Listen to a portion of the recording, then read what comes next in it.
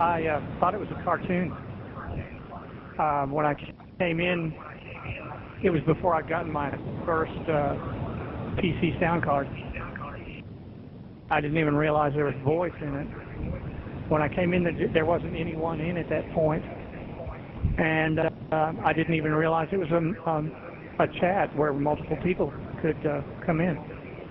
I mean, after all, it was 1993. You can get inside of here, and if you spend a lot of time in here, you begin to adapt very readily to a completely different set of environmental rules. And actually, to me, it does become another reality, a second reality or a separate one. Inside of here, we are an anonymous being, and we can conduct ourselves as such. Very slowly, the human mind will subconsciously adapt to this environment, and as it does, you don't notice the changes that are occurring while you're in here. You're not the same person in here. This cool guy with the glasses over here. If we were actually in here, and all of the criteria that we have here, like there's no death, there's no injury, there's no physical pain, there's no hunger, there is with the operator, okay? But my avatar never gets hungry. It doesn't need to breathe air. If all of these things were the reality and this was the so-called fantasy part that we live in, the physical part, we would have to completely abandon all of our ideas and come up with a whole new set of coping mechanisms. This right here to me seems like the conceptualization of what heaven would be like. It causes us to exist in two worlds at the same time. You have the real world, what we call the real world, and then you have this world. The more time you spend in here, the more the line gets blurred. The addiction it's really, I mean, if you have an addictive personality and you want to put it somewhere where it's safe, come on in here. You'll love it. They tell you if you have two real friends in your life, you're really lucky. I have so many of them here that I can't imagine my life without Traveler now. There are qualities in many of these people that are admirable, and I refuse to do without Traveler because of it, because of the people. That's why we're here. And of course my wife, of course, I'm her biggest fan. So, but I get to admire her on and off, you know, Traveler. Yeah, it seems like you got some your idols here in the room right now, which is probably why I should ask some of these questions to Fast Eddie as well. Hold on a second. Yeah, thanks for waiting there, Fast Eddie. You've probably been listening to all these questions and stuff. Just wondering if you had anything to add, perhaps your own first day that you discovered on Life Traveler, and if you had any impressions or dreams when you first approached this space. What's your personal story about it? Okay, I saw the program on the site.com. I came in through that portal.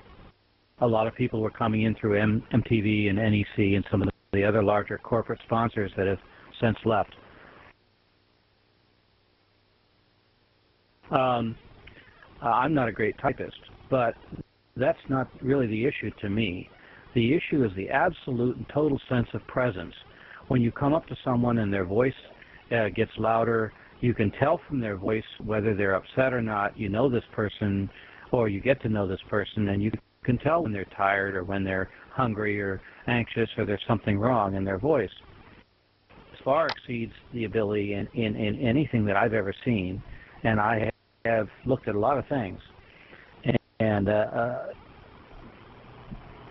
this is a collective intellect. Every time a traveler, if you have your headphones on, you're going to learn something. We have had soccer games, we have had funerals, we have had weddings, we have had any number of events, live bands playing songs. This format permits any number of things, but I don't believe that any of this would be here if there wasn't really a community. There is no money in Traveler. Nobody's ever made a nickel. And the bottom line is we're here because we like our friends and we want to come see our friends. The training here in social skills alone is a valid tool. I've seen numerous people come in here with problems, attitudes, issues, and begun to realize that they talk too fast, they type too fast, they're too hyper, they need to slow down, they need a little more patience. We help people with their homework, we swap recipes, we share the pain when it comes. We talk about our pets, we talk about our family, we talk about our problems and our jobs. There are so many things going on so many levels here. There are romantic interludes. There are people who've met here, and some of which have gotten married. You know, it has changed many people's lives. It has very deeply changed my life. If this were gone, man, I don't know what we'd do. I came into Traveler in the beginning of 1996, right after the very first beta. The very first beta, they allowed 50 users to come and help. And I just did miss that because I had to wait until I got my first Pentium to be able to use Traveler. It's a P100 with 16 mega RAM, and we were talking on a 14.4 modem. So that was quite a while back. There still is no socializing application like this one. There were a lot of really big names that they probably paid through the nose for their license. I'm talking about $10,000 minimum to host a Traveler server. But they were contributing to the net, and they were also furthering their own interests. Say if they wanted to, have an MTV promotion of some sort, things like that. ABC Monday Night Football, and they had a place where people could come, and talk about football and things like that. OnLive went out of business probably in 1998, the beginning of 1998. Which is about the same time that Osgate came into being. Purchased a domain in, I think, May of 1998. But we don't consider our official birthday until August 30th of 1998. That's when we got our first 75 user license from the powers that be that were left. And so what was left of OnLive was folded up into another company along with Electric Communities and the Palace, and they formed communities.com, and they had to go Chapter 11 also. And so once again, the online domain was off the net, and they were literally hauling computers and desks and things like that out of the building. I mean, they literally took the servers out of the building and all the old code and everything that was on the machines and shipped the machines off to other places that were, where the disks were wiped and used for other companies. So a lot of old code and history like that was lost in the process. But I mean, we didn't let it die before when that happened, and we weren't going to let it die again this time. So along came Bruce Damer. He got there just in the nick of time, secured ownership of the platform. So once again, the community has averted destruction.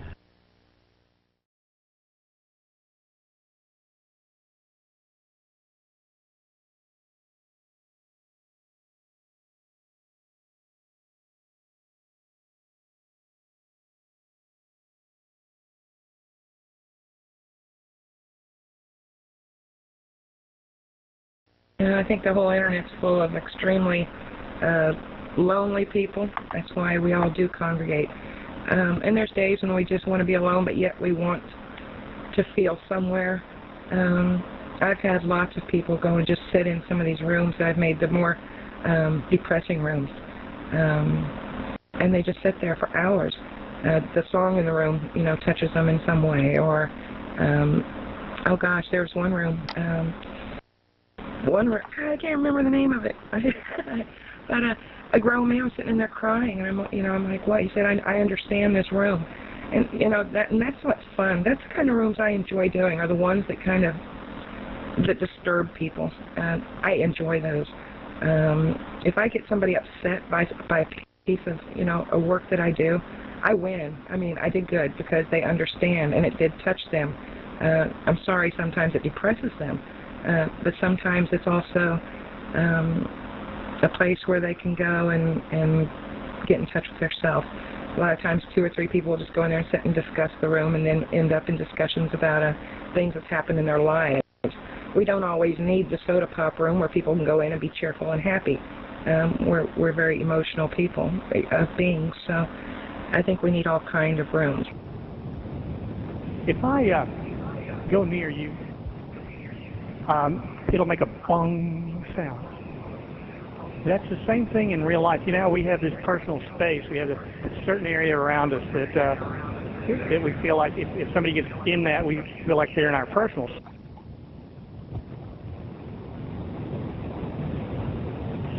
So one of the main things that makes you feel like you're really here.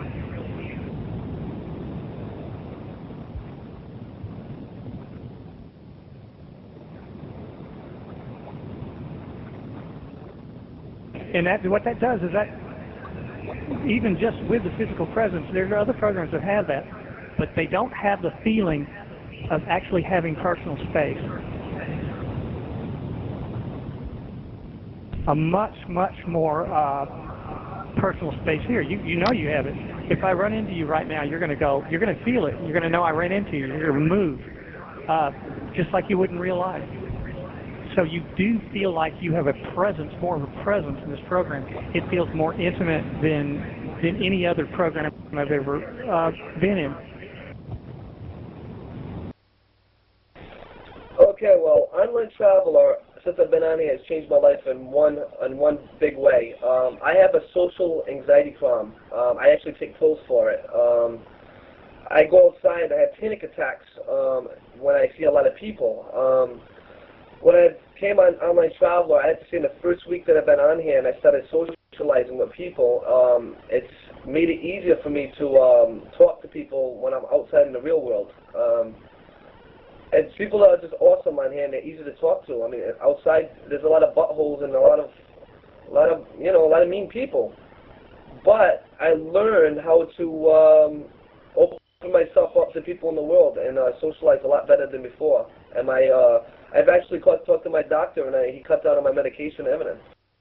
Before Traveler, well, let's see, before I got on Traveler, I was campaign manager for different candidates in politics.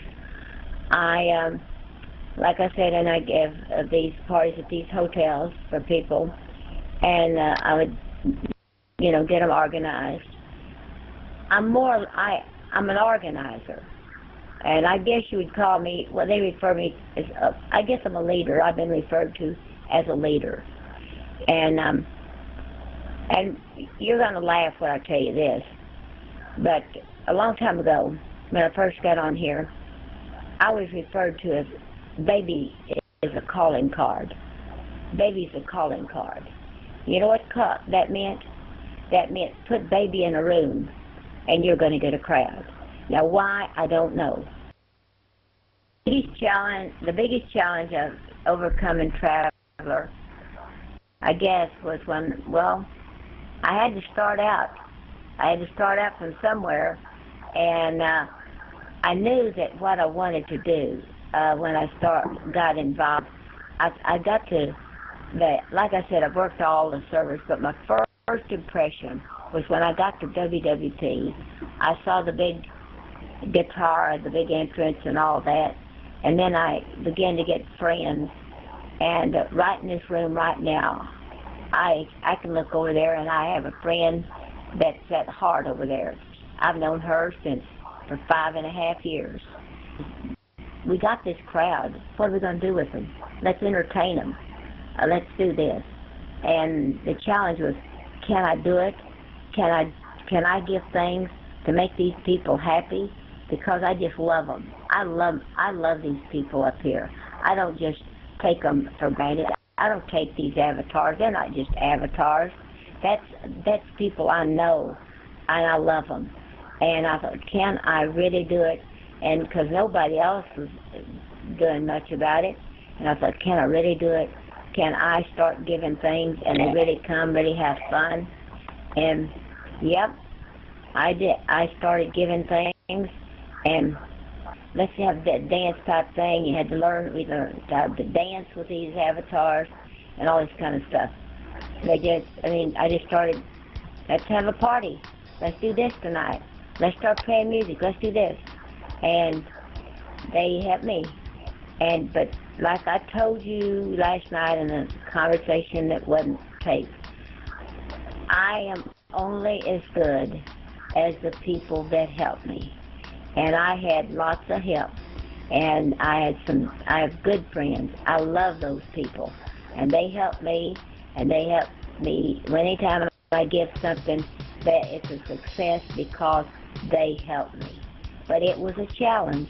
Oh yes, it was, to start out something new and start out giving. That's a challenge. That's a big challenge.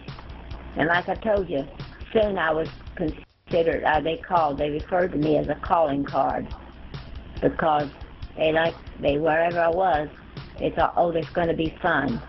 If the baby's there, oh, let's go there. She's going to think of something. And I had to think of something, and that's a challenge, because I had to think of something to keep these people coming in and wanting to have more and fun. And it worked.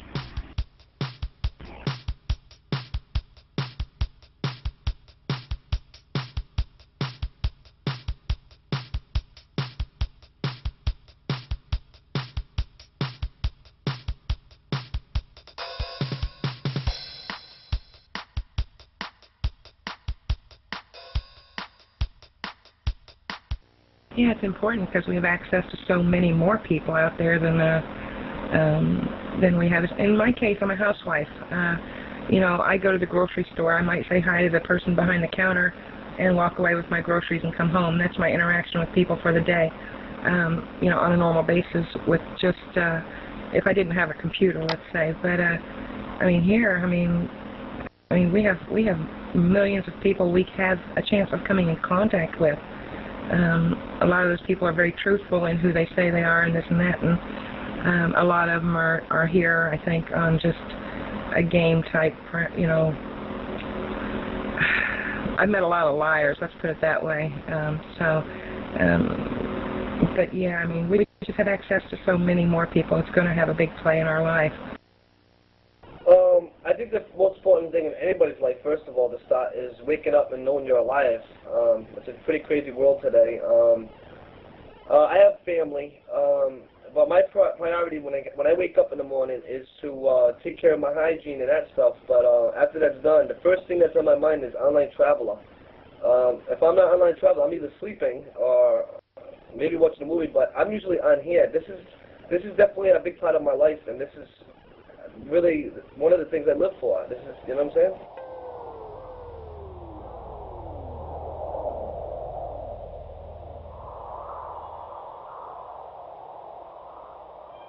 I remember one time we were over in Utopia, and there were 7 of us, and we were around in a circle, and we solved every single problem in the world in 7 hours. And it was a constant conversation, and everybody gave their opinion, and then one would pick up on it and go on to something else. And we had different degrees of intelligence, some very high IQs, some just normal IQs, and very, very interesting conversations going in here. We have individual birthdays. In fact, I have a room, a big pretty room, and it circles their name. And it's called Birthday Bash, and it circles the name. Happy birthday, whoever it is. Happy birthday, Star. Happy birthday, who's the other night, and all that. Yes, any birthday. And just like, for instance, we had a beautiful thing. It wasn't, I would say it wasn't a happy thing, but the September 11th, that day, to do that, to make a little more thing, we made a room, had a room made, and all of the pictures as they were taken from the scene, and they're all around this as a gallery. It's called Angels Cry. And we had everybody in there, I mean, they came, and we played the songs. I think every singer that sings made a song about it. And we took turns to play 10, and then, we played a different one. But there are songs about that, and we give them a moral thing about that. And, okay, for instance, we had a person that was been on here a long time, and she passed away with cancer. We gave a memorial thing for that. I mean, we not only just give the good time things, we do the things that they're sad, but we give memorials to them.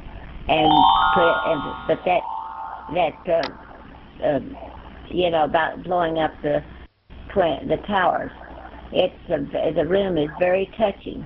It will hit you when you go in, and we had that program that night. So it's not just all happy things, but it's recognizing even the sad things. That was a surprise party that I had no idea was coming. That was a birthday party that I didn't know they were planning. And the woman was trying to keep me out of that. I said, oh, there's a bunch of people over in that space. Why don't we go over there? And she says, oh, why don't you wait a little while and hang out over here with me? And, after a while, I said, well, I'm going to go on over there. And I just, head first went on in unannounced. And when I went in, it was a spectacle. There were... probably 18 other avatars, and they all look just like me. So I was pretty weirded out. It was quite cool. My wife had planned that for me. She coordinated that little event. I was in the drag strip, and we were holding the races. Now that is something that a lot of avatars, a lot of people took very seriously. They would get into heated exchanges about it and things like that. Because some people were lagged and they saw somebody else, crossing the finish line first and things like that, and somebody would be invariably be playing "We Are the Champions," So it was kind of cool. Oh man, we even park our heads in here at night. I don't know, it's kind of neat if I wake up in the middle of the night, and I can just, walk through the room and click on the program, and Meister's laying there sleeping, with his avatar asleep. It's nice to just, I don't know, have that constant connection with somebody. So really, we could stay in here for days if we wanted to, but usually we log off and go ahead about our business and stuff. So, but I'd say the longest time that I've been here without logging off is probably, oh heck, we had a marathon one time for a whole weekend a few years back, so I'd say about 3 days. Meister, were you around for that? I know OT was. I believe so. Yeah. I was on here for at least 2 days without any sleep for the most. That's the most I ever done on here. But as far as being logged on, we stayed logged on. I believe we stayed logged on for dang near a week or better sometimes without actually logging off the program. In my mind, this is reality, albeit virtual. But okay, let's say we hold church here in Traveler. We have, you remember how we were talking about the carnival where we had different events, storytelling or drag races or what have you. There are people that I've known in Traveler for 7 years, and that certainly is community. Because we allow no abuse, as opposed to complete anarchy, we have a rule set. And certainly that is the beginning of civilization. That is the beginning of culture. There are a lot of people who come in here seeking answers. Hey, I'm trying to do this. has anybody else done it. I mean, it's a real mecca for minds like no other. Well, we were playing one night over in Repair. Alan had just put that room up a couple of months before, and there was a group of us over there. There was 8 of us, I think. And all of a sudden we decided that we were playing Truth or Dare around the fireplace on the rug. We were all sitting on the... Oh, sorry, cough. We were sitting all around the rug, and we were playing Truth or Dare. And all of a sudden, Tanami says, how about if we have a seance? So we all went over to this one little table that's beside a bed, and we're all sitting around the table, and we're having this seance, believing that we're holding each other's hands. And looking at a candle. And that didn't work out too well, so then we decided we were going to have an exorcism. We had Zeke lay down on the bed and shut his eyes, and we were doing all these exorcism things, you know, saying different things and making our avatars go back and forth toward him and things like that. And we had quite a lot of fun doing that for, about 2 hours, yeah. I'm known on Traveller as Steve. It happens to be my real name. I'm not very imaginative with names. I hail from Australia, Brisbane and Queensland in particular. I've now been doing this church service in Traveller for just over 4 years. Participation is very good, and quite frankly I don't care if there's one person in the room or the room is full. I suppose I do have a format. I start off with the Lord's Prayer, and I use the Lord's Prayer because most people will know it, if not other than just their childhood. But the Lord's Prayer is a very important prayer, in my opinion, but it can be abused. We have a tendency to just rattle off without actually thinking what the Lord's Prayer is actually saying. So yes, I mean that's the first thing that we do. The second thing, the next stage we go into is I will ask anybody that if they need prayer. I will always get messages sort of saying, you know, my child is sick, you know, could you pray for me? So we will spend a couple of minutes in prayer for people that need it. It could be themselves, their family members or friends. As far as the sermons are concerned, the teaching, it's very, very basic. It's basically gospel. It's basically what God has done for mankind in the form of Jesus. I don't go through any depth because, quite frankly, I don't know it. My main focus is just basically telling people what Jesus did for them. I will then, towards the end, I will read. I will explain how somebody becomes a Christian, and I will give a very quick background as to what it means to be a Christian, and then I will read a prayer for those that want to say it. That they can repeat this prayer after me, and it's a prayer of salvation. I suppose the whole focus of the Bible is basically saying, is if we were to summarize, the question I suppose the Bible summarizes is, are you ready? Are you ready for the second coming, for when Christ returns? And I suppose in all of my messages, that's the main focus. If I was to focus on anything, that's what I would focus. The difference that, you know, the choices that have to be made. Because whether we believe God or not, as I said, God is either real or He's not. If He is real, He has said through His Word that His Son, Jesus, is going to return to judge all mankind. And I don't want any of my friends, any of my family members not to be with me in heaven. So that, I suppose, is the most predominant feature of my sermons, if I was to summarize. All of us regulars can't imagine why this isn't propagated around the world. Well, certainly everything we do here is global by its very nature, but why aren't there more traveler servers all around the world? Why isn't everybody doing this? I can't imagine. You know, I can understand why big business doesn't really want back this, but I can't understand why the general populace won't. I think it's mainly because most people don't know about it. But yeah, it is intimidating for a lot of newbies. You know, they come in and it's just too real. I don't think the problem is that it's surreal. I think that it's too real. They're intimidated. These are people who came from the text chat world, and now, you know, they feel actually confronted. You know, even though that isn't the atmosphere, they feel invaded. You know, they feel like people are actually in the room, or you know, or they're expected to behave a certain way, or things like that. It's too real for them.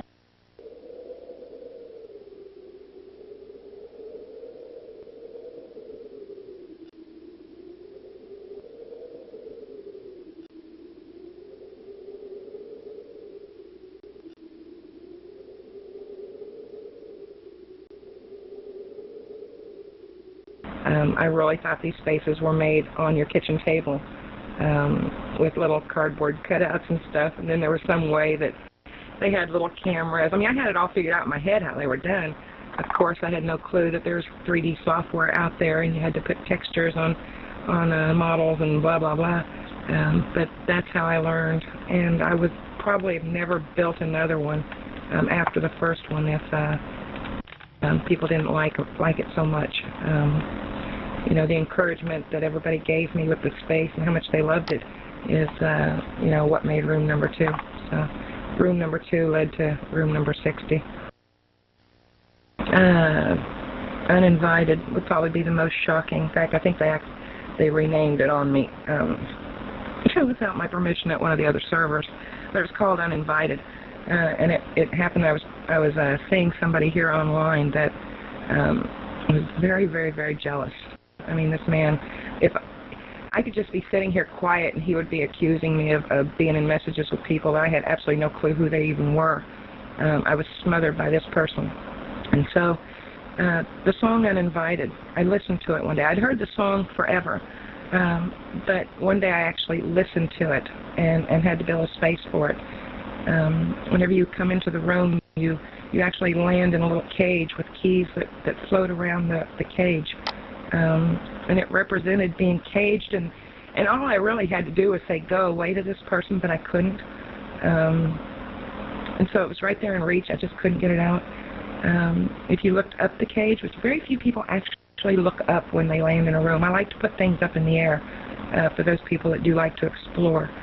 But if you look up, you'll see this type of demon thing holding the rope of this cage. Along the walls, you'll see a woman screaming up into the sky.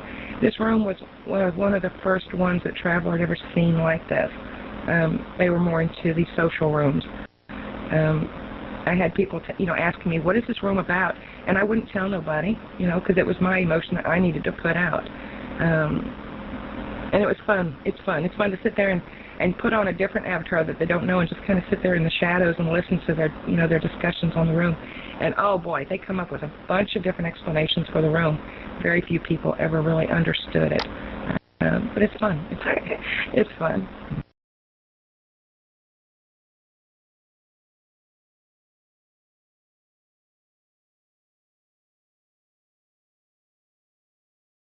With some rooms, especially the fractal one, that's got special meaning to a few people.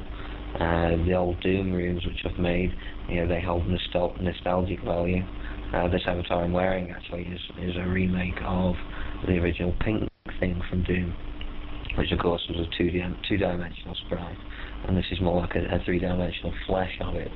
And we had some fun making this, I can tell you. Me and one of the other avatar designers, when I actually first made this, it was about 50 foot tall, and we took some really amazing pictures of it, because it just took up the entire room. Yes, some people do like particular rooms, and you'll find that what they'll do if they're a new user, if they see one of your rooms and they particularly like it, they'll set that as what's called their home world. So as whenever they want to travel up, it'll take them into it. Some people like this one because they find it calming. but other people hate it because it just drives them insane. The triangles everywhere. Lots of people like that because it's very mathematical, and there's a lot of beauty in mathematics. If you think about it, we're all running off mathematics at the moment. Everything within Traveller is running off mathematics of some description. So, when you've got a mathematical equation which is expressed, someone who is into mathematics or into fractal design is going to like that room more than someone who isn't. Because they will get a deeper meaning from it than other people will. That's why most of my rooms all my rooms are quite varied. There's no real theme to my rooms. They all tend to be totally different designs or impressions of thoughts which I've had. What the online aspect of my personality is really an expression of what my mind cannot express within the real world. The rooms I've created, the avatars I've created, are ideas and thoughts made solid, or semi-solid, because you can fly through them, in a virtual world. I consider them to be completely different. They're completely different to me in the ways, the real world's the real world, and the virtual world isn't a replacement or isn't really an escape. It's more of an expression of what my mind cannot convey in a physical presence.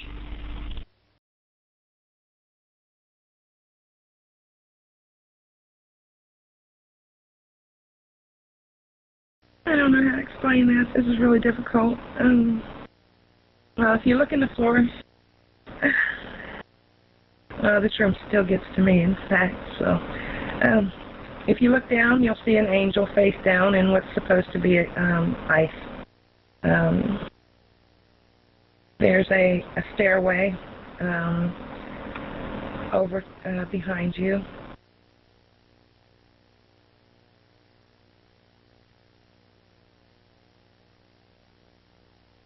This song was made for a friend of mine who basically had to end a relationship because they thought they were dying for surgery.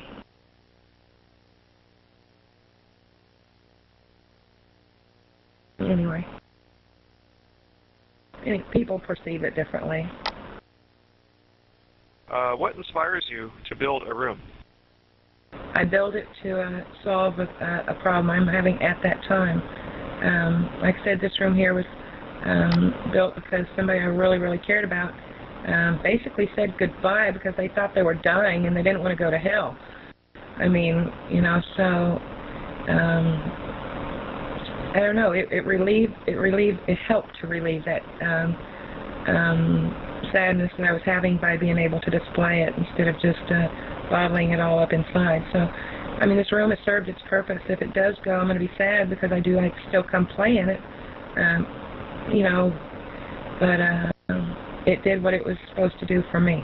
I built it because I needed to build it, not because it needed to exist. How did you feel when you heard Steve DiPaolo was lecturing about your work?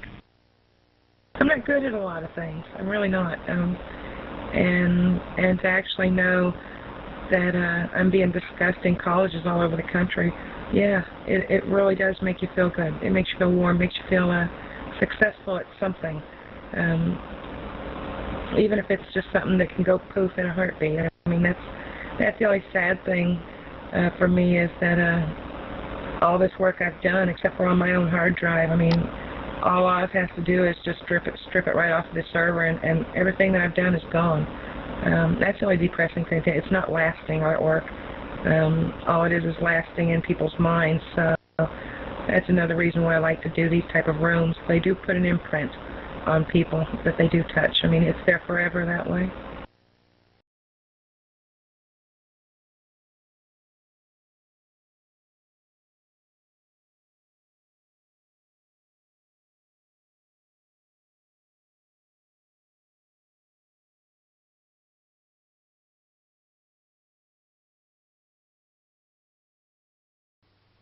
This is one of the original avatars, all right?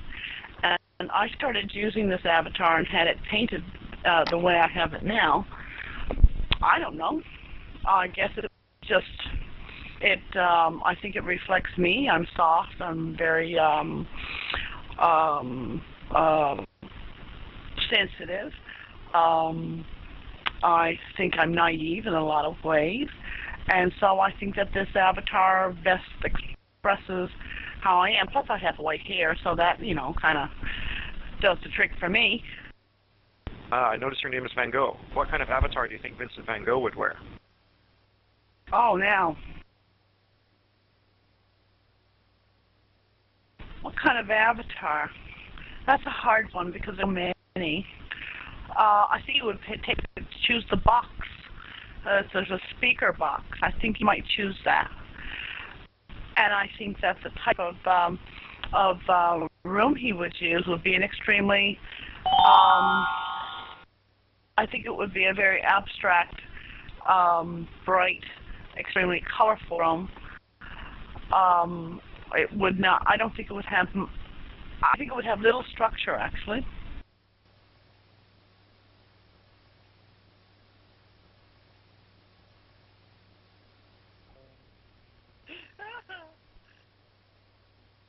Oh boy. Anyway, thanks for listening to me blabber and everybody else.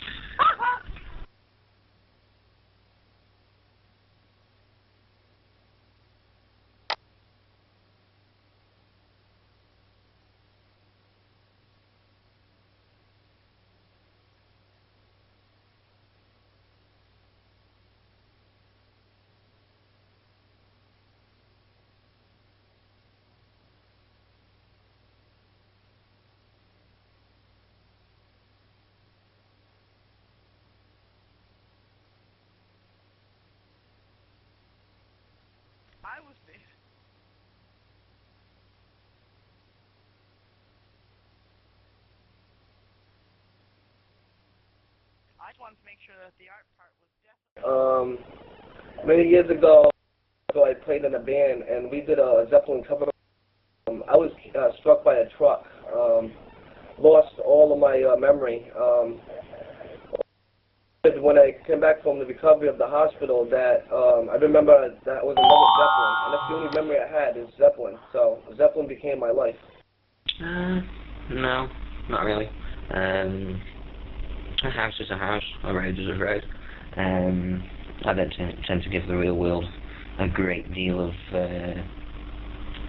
what's the word? It doesn't really interest me very much. You know, I like to stay in. Occasionally I go out, you know. I went out one day and my frame rate dropped to 5, so I come back in. It's a joke, by the way.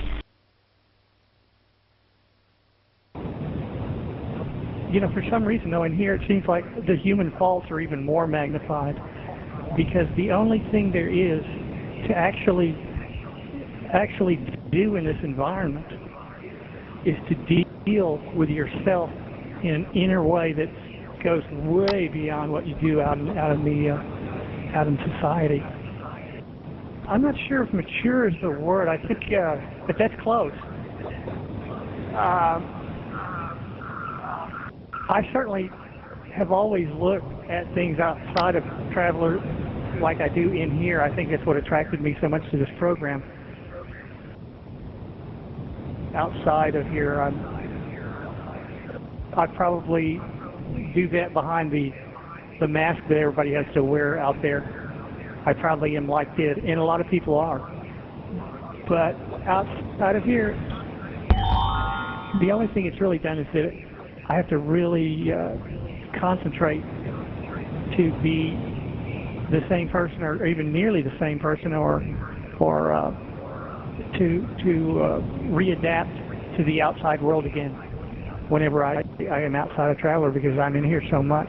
I became extremely ill, and I've been in here for almost 5 years, and I didn't really plan it that way, but it happened, and I had an opportunity to set up this server to try to preserve this program and to magnificent work that so many people have done.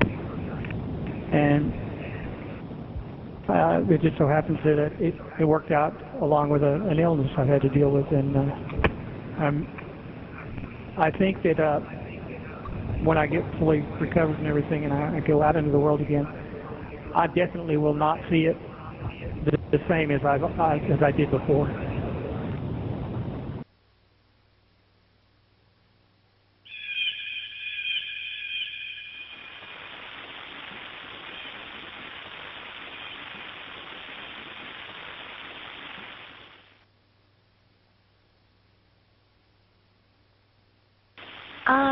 I'm very creative. And if I wanted to dye my hair pink, well, then my avatar's hair can be pink too. I mean, the emotions of the avatars, you know, you can make them sad and mad and happy. So people do know what you're feeling. Well, because before I was a bird, and I liked God to be a person. Because the bird is pretty rough looking. So, and I'm not a bird, so. But if I want to be, I can be. Well, I've seen, lately, some of the traveler artists like Dominic, really nice guy, are wanting to do full-bodied avatar. I think he should have the ability to do so, but at the same time, I hate him. I hate him because it ruins the scale of the room. Travelers has always had these avatars that were like heads, and so the rooms were all, again, we were observing a scale to the rooms. And then when you introduce these full-bodied avatars, that changes the scale of the room. There are a lot of people who came in from Active Worlds or Black Center, something like that, where they all had full-bodied avatars, and they thought that was the norm. They'd come in here, and of course, they'd pick those first. And you'd have a bunch of people, with full-bodied avatars, flying around. It would take up more space than the average avatar. There would be a lot more incidents of accidental bonking and stuff like that going on as a natural result. I like the work. I like the work that he's doing. He's done some really cool avatars, like the hot dog you're wearing. But I don't like it when it really throws off the scale of the room. I think that's rather intrusive. Absolutely, and they're not as expressive as the avatars we enjoy now. I have a mouth that lip syncs when I speak. The avatars we use traditionally are very emotive, and they were designed to be that way from day one. The community is pretty much going to decide for themselves what they want. I think there are other people who think the way I do, and people are going to decide what they want simply by choosing what avatar they wish to wear. And it'll all come out in the wash. Is this the default avatar as well? You look like the default avatar on my laptop. Oh wait, we got it now. You look like the Tiki Man. Yeah, sometimes I wear this. So why do you wear this avatar?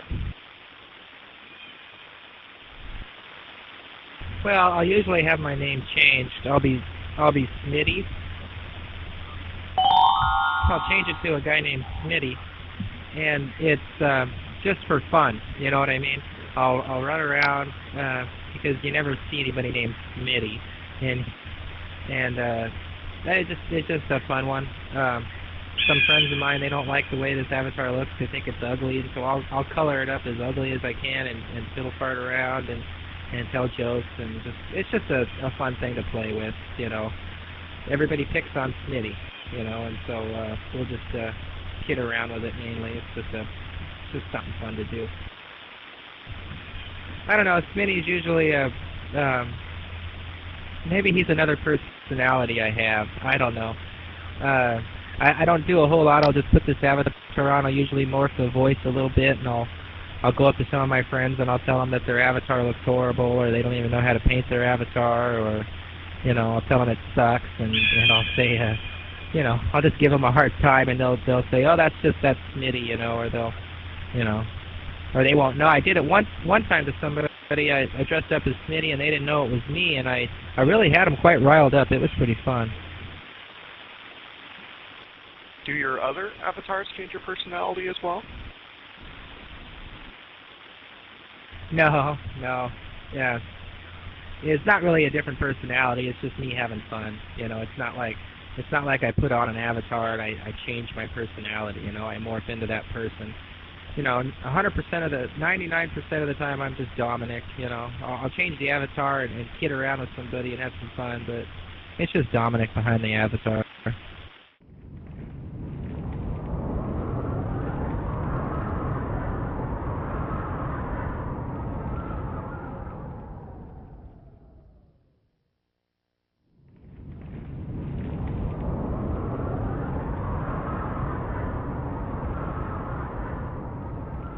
Well, I never come in here with the attitude that everything is going to be hunky-dory, shall we say. Therefore, there's been a bit of hell on Traveler. We went through a period in '99 into 2000 where there was a free speech war in here among some of the users, and it was felt on all of the servers. And some of the servers were ruined and had to be completely redone, etc., etc. I would say that's a form of hell in here. Have your experiences in Traveler made you more careful about how you talk to people? Not because of my experiences in Traveler.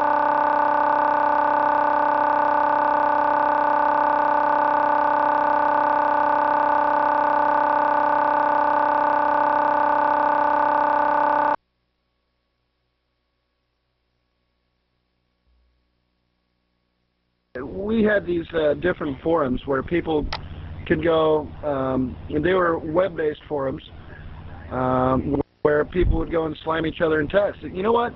People normally get along when they're talking in voice. They used to say the really harsh stuff in text on that board. And a lot of that had to do with a fight between one particular user and one particular server op who hasn't been running a server for a long time, and they just had at it all the time. They had at it in world, and they had at it on the web-based forums and all that. And I wouldn't call it a freedom of speech war so much as these two guys were pretty much the ones sparring, and everybody else was just kind of sitting on the sidelines watching to see what happened. I've had several dreams about being in Traveler. The one that I found that was the most fun happened during the free speech wars. And of course I mentioned the servers being damaged. And this one night I had gone to bed and I started having this dream about someone going into Oz's computer, into his server, and his avatar just zoomed right up to them. They could see it on their screen instead of the text and what have you. And it said that you have 10 seconds to get out of my server, and then your computer will blow up. And then I woke up. See, a lot of people here don't even remember the quote-unquote Avatar Wars. There was this huge donut-shaped avatar, and I mean it was absolutely massive. That would span the width of the Old Gate entrance space. And when you do like something like that, just turning the avatar would bonk tens of people at a time. So that was abusive, just by its very creation. Some kid came in, and after he got done bonking everybody and was warned not to, you get that sometimes. You get the adolescents in here who are always towing the line, and so then he dressed up his avatar painstakingly to look like mine. Then he went to his profile and had it to read exactly like mine, and I didn't mind that. I wasn't really worried about it. People in the room could hear my voice and they'd know which one was me. Then he went to another room and started raising hell. And yeah, the only time somebody ever tries to assume somebody else's identity is to perpetrate something bad. There's never been any good come of it. I would wake up in fear. And then as I had children and I started reading them storybooks, I discovered how the spots came into my dreams. One of the storybooks that I was reading to them was one, we're getting attacked here. Hang on a minute.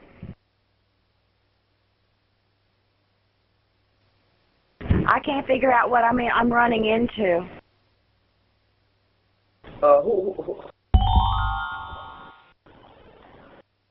KB, did you get rid of that dude for us, man? If you keep stopping people, I'm going to have to call Oz, and you don't want me to do that. Sorry. Go ahead. He keeps bumping into people. I'm going to have to tell Oz, okay? So just stop it. Yeah, just, yeah, that's all right. Thank you. You're welcome. I'm sorry for interrupting you. Go ahead. Sorry. Oh, no. Okay, this is getting ridiculous.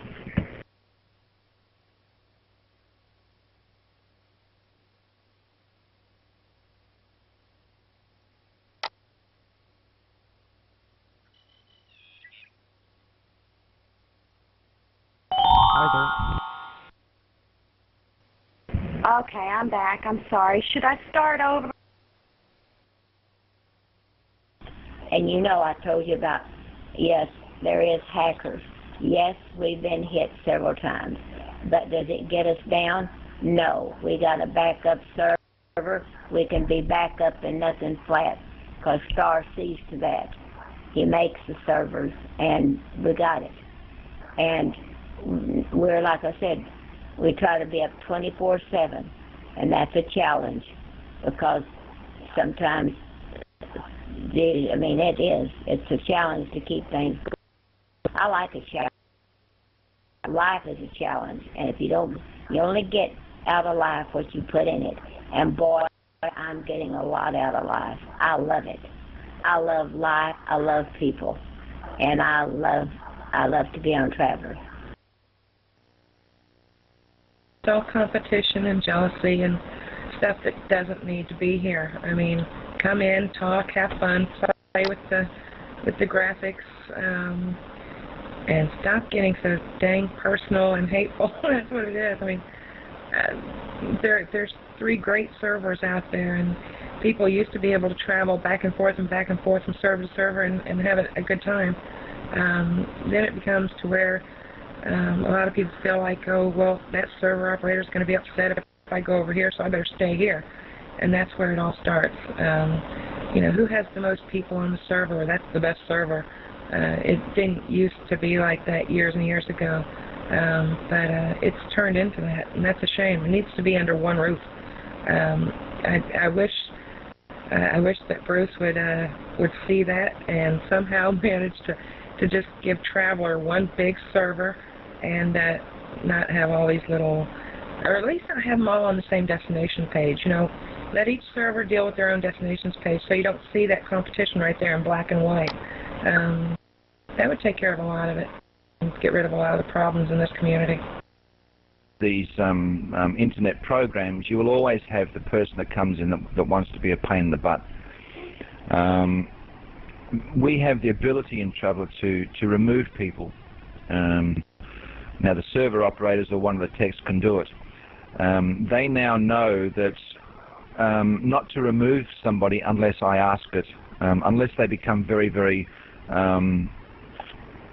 annoying, not only for myself, but for the people that are listening. So there was one particular time when this young person came in, and he was a real pain in the butt. And I just quickly sent him a message saying, look, we're having a church service, feel free to stay.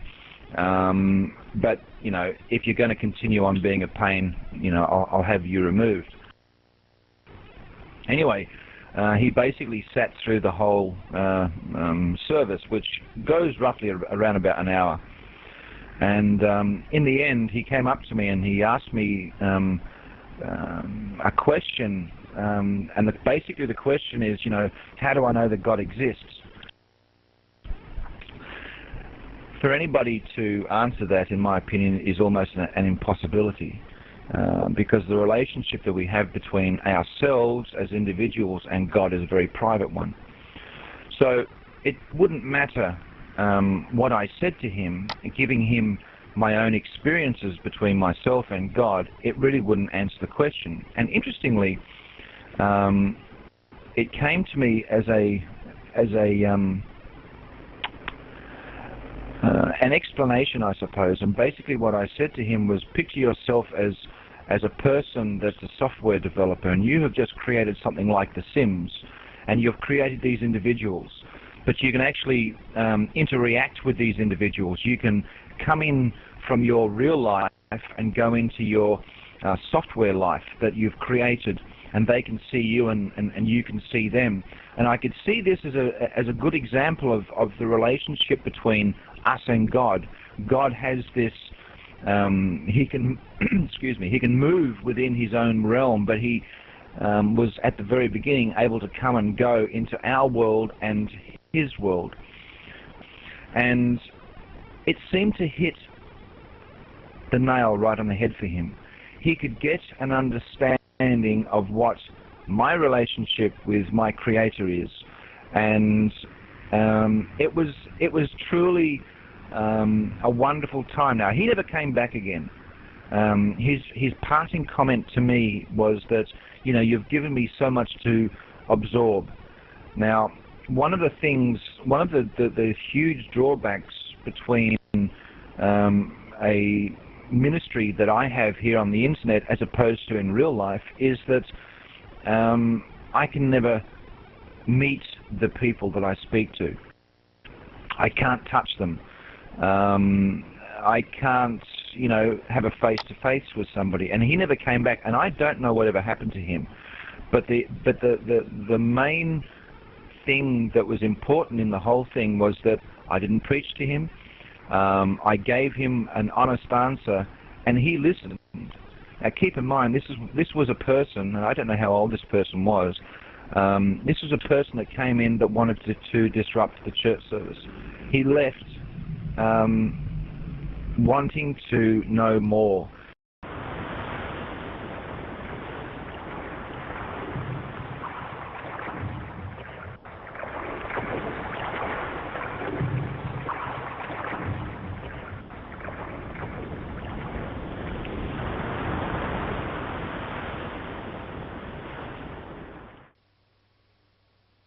Well, what would I do if Traveler disappeared tomorrow?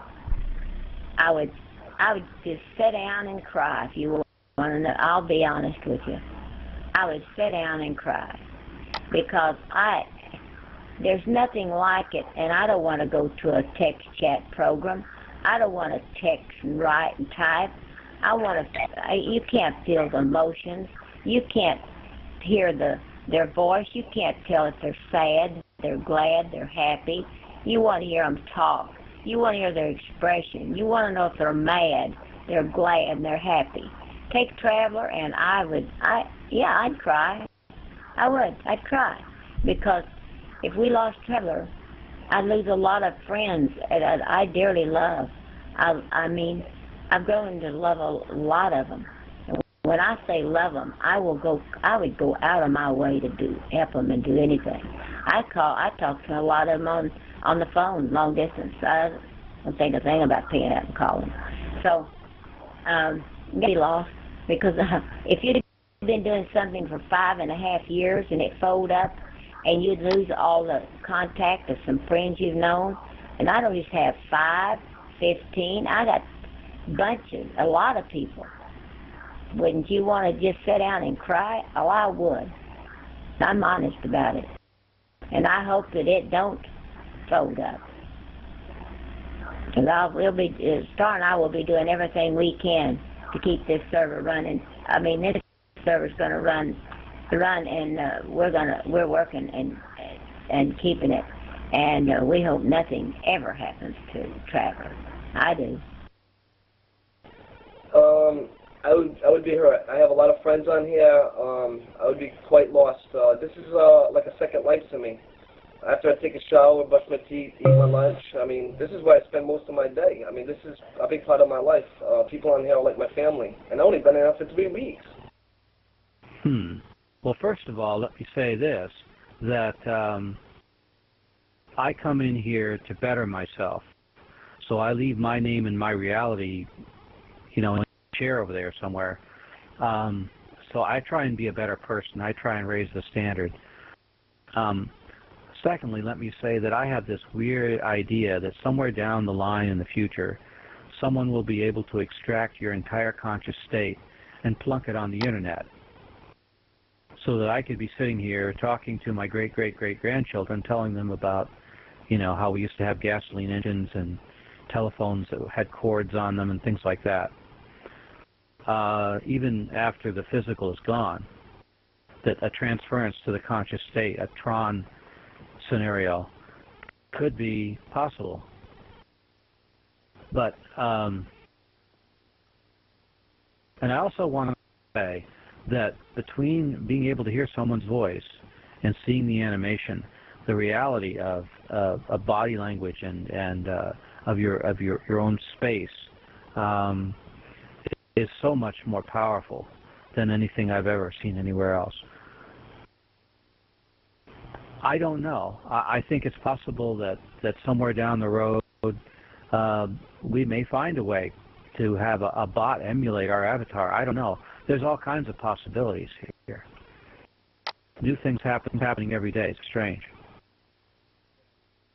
Yeah, it certainly is strange. I find that story really interesting. What comes to mind for me is that Edison, just before he made a machine, or tried to make a machine to contact the dead, but he died before making it. That's one reason we thought of this question, because he was trying to deal with spirituality in the telecommunications environment. Do you have any more thoughts about that?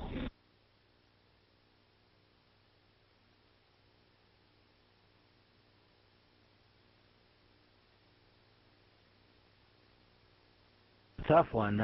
You got me on that, but I'd like to think that, there have been a few travelers that we know that have died, and they will be remembered for a long time. Rooms have been made in there, in eulogy to them. We'll keep pictures of their avatars as we remembered them.